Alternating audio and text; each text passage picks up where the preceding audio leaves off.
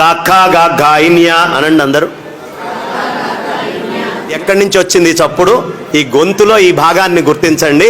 కాకా గా గాయిన్యా కొండనాలిక దగ్గర వచ్చిందా? ఇప్పుడు చాచా జా జాయిని అనండి. అంటే కొండనాలిక కింద, నాలికకి కొంచెం పైన, ఇందాకటి కంటే కొంచెం పై భాగం వాడారు. చూసుకోండి. చాచా జా జాయిని. అఠాడా ఢాణ ఎక్కడి నుంచి వచ్చింది? మధ్య నాలిక నుంచి వచ్చిందా? అది మడవకుండా టాఠాడా ఢాణ అనండి చూస్తా. తాథా దా ధానా. నాలిక కొస వాడకుండా అనండి. అనగలరా? పాప బాబ్బమా అని పెదాలు వాడకుండా. మన ఋషి ఎంత చక్కగా అక్షరాలను చెక్కాడో చూడండి. ఒక తపస్సు చేయిస్తున్నాడు. ఇక్కడి నుంచి ఇక్కడి దాకా అక్షరాలతోటి తపస్సు చేయిస్తున్నాడు. నేను ఈ మధ్య అనుకోకుండా ఒక హాస్పిటల్ దగ్గరికి వెళ్ళటమైంది. మాకు తెలిసిన గ్రౌండ్ని తీసుకొని వెళ్ళాను. ఆయనకి చెయ్యి ఇట్లా వణుకుతోందమ్మా. డాక్టర్ కృష్ణ సుబ్రహ్మణ్యం గారి ఆర్థోపెడిక్, ఆయన న్యూరో, ఆయన కూడా పక్కన కూర్చొని ఉన్నారు. ఏమండి చెయ్యి ఇలా వణుకుతోంది అన్నాడు. అంటే ఆయన మామూలుగా ఏదో టెస్ట్ చేయాలి కదా. ఆయన ఏమడిగాడంటే, ఏమండి దృష్టద్యుమ్నుడు దృష్టద్యుమ్నుడు దృష్టద్యుమ్నుడు అని ఆగకుండా 10 సార్లు అనండి అన్నాడు. అంటున్నాడు, మాట రావట్లేదు. అయ్యా, ఈ మాటని బట్టి నాకు అర్థమైంది, మీ నరాలలో ఒక రకమైనటువంటి శక్తి మొత్తం కోల్పోయారు, తద్వారా మీరు బయటికి మాట్లాడలేకపోతున్నారు అని చెప్పాడు.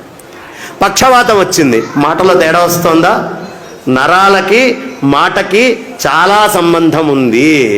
తాతయ్య గారి పుస్తకంలో ఉండేది. పషర్లపాటి వాసుదేవయ్య శాస్త్రి గారు చాలా అద్భుతంగా రామాయణము, వాసుదేవ రామాయణం అని రాశారు. ఆయన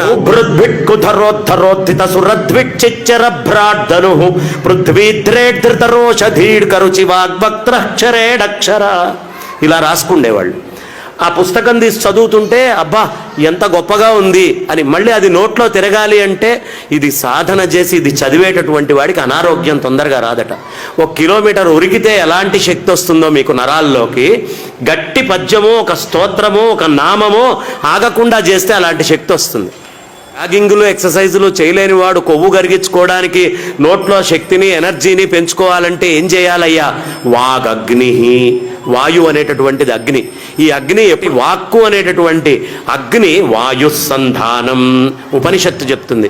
ఈ విధంగా గనక మీరు స్తోత్రం పిల్లలకి రోజు ఏదో ఒక స్తోత్రం గనక నేర్పిస్తూ చెప్తూ పోతూ ఉంటే చాలా బలిష్ఠులు, బలాఢ్యులు, శక్తివంతులు, బలవంతులు అవుతారు. అది ఆంగ్లంలో చెప్తే వాడు ఎలా చెక్కాడో మనకు తెలియదుగా. మన ఋషి అయితే చాలా అద్భుతంగా చెక్కి దీన్ని పెట్టాడు.